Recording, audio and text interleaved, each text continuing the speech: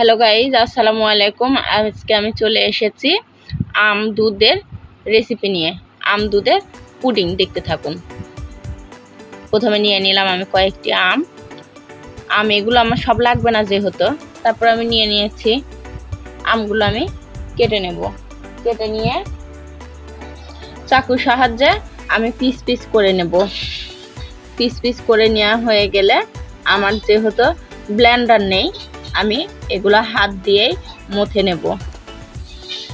আপনারা আমার ভিডিওটি দেখতে থাকুন।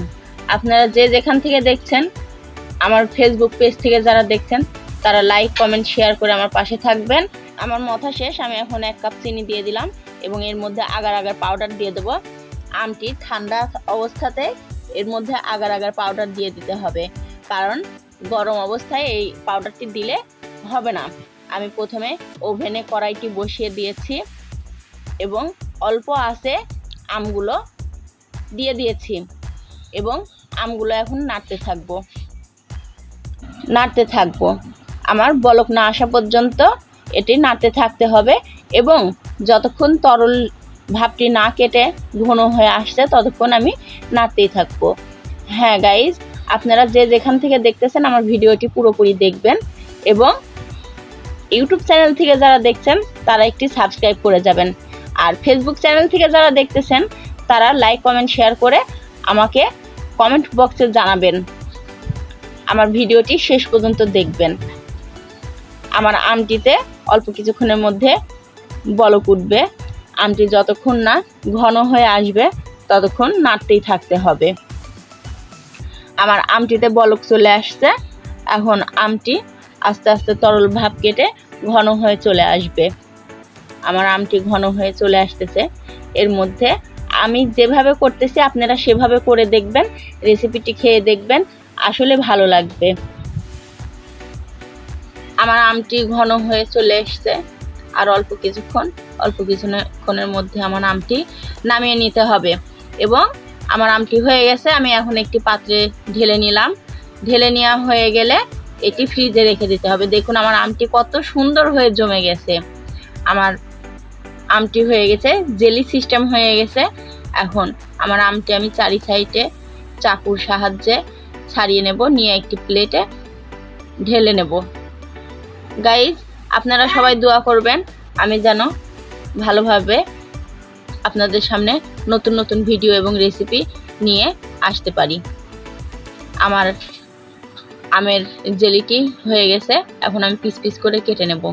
সুন্দর করে পিস পিস করব এবং ছোট ছোট করে নেব, যাতে পরে দুধের সাথে দিতে আমার সুবিধা হয়। আমার পিস পিস করা হয়ে গেছে। দেখেন কত সুন্দর হয়ে জমে গেছে। এখন আমি আবার ওভেনে কড়াই দিয়ে দিয়েছি এবং আধা কেজি দুধ আমি এর মধ্যে ঢেলে দেব। দুধ ঢেলে দেওয়া হয়ে গেছে। এর সঙ্গে আমি মিক্সড করব 2 টেবিল চামচ আগার আগার। দুধটি ঠান্ডা থাকা অবস্থায় আগার আগার পাউডারটি দিয়ে নিতে হবে এবং ভালোভাবে মিশিয়ে নিতে হবে। এবং পরিমাণ মতো চিনি, 1 কাপ পরিমাণ চিনি নিয়েছি আমি, আপনারাও নিয়ে নেবেন। তাই আমি এখন এটা ভালো করে নেড়ে চেড়ে নেব। আপনারাও ভালো করে নেড়ে চেড়ে নেবেন। আগার আগার পাউডারটি যতক্ষণ না ভালোভাবে মিশ্রণ হচ্ছে ততক্ষণ নাড়তে থাকবেন, কারণ এটি ঠান্ডা অবস্থায় না দিলে আগার আগার পাউডারটি গোটা গোটা হয়ে যায়, তখন দুধের সাথে মিশতে চাই না। আপনারা এইভাবে নেবেন। আমার দুধটিও হয়ে গেছে। আমি প্রথমে আমের জেলিগুলো একটা পাত্রে দিয়ে দেব এবং আমার দিয়ে দেওয়া হয়ে গেছে। আপনারাও এইভাবে দিয়ে নেবেন এবং এইভাবে দুধ ঢেলে দেবেন। দুধটি ঢেলে দেওয়ার পরে একটা চামচের সাহায্যে আপনারা নেড়ে চেড়ে দেবেন। নেড়ে চেড়ে দিলে মিশ্রণটি সুন্দর উপর নিচ হয়ে মিশে যাবে এবং এইটি আপনারা আবার কিছু সময়ের জন্য 10-15 মিনিটের জন্য আপনারা ফ্রিজে রেখে দেবেন। ফ্রিজে রেখে দিলে আপনাদের আমার পুডিং রেডি। খুব সুন্দর হয়েছে এবং এটি খেতেও খুব সুন্দর হবে। হ্যাঁ গাইজ, আপনারাও এটি বাড়িতে তৈরি করে খেয়ে দেখবেন। আসলে খুব মজাদার একটি খাবার। আপনাদের ভালো লাগবে। আপনারা বাসায় করে খেয়ে দেখবেন, আসলেই ভালো লাগবে। আপনারা যে যেখান থেকে দেখছেন, ইউটিউব চ্যানেল থেকে দেখলে একটি সাবস্ক্রাইব করে দেবেন এবং ফেসবুক পেজ থেকে যারা দেখছেন লাইক কমেন্ট শেয়ার করে আমার পাশে থাকবেন এবং কমেন্ট বক্সে জানিয়ে দেবেন আমার ভিডিওটি কেমন লাগলো।